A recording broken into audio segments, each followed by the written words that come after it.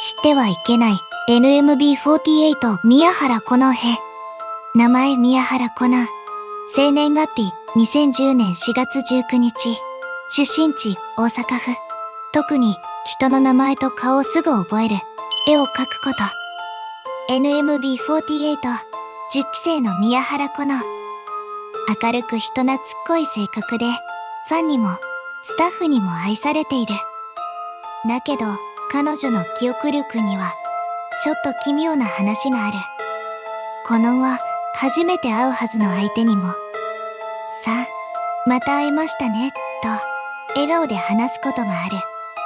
スタッフは最初、リサーチ済みなのかと思った。だが名前を呼ばれたある人物は、こう証言した。会ったことなんて一度もない。なのに彼女は僕の過去のあだ名まで知っていたんです。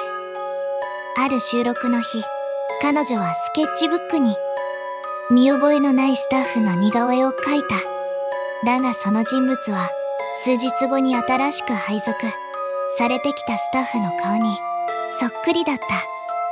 コナンはぽつりとつぶやいた。全部夢で見たことあるんです。都市伝説シリーズ、次は誰の番か登録して待っててね。そろそろ現 NMB メンバー全員作り終わります。こういう感じにしたらとか、次はこのグループをなど、ありましたらぜひコメントへ。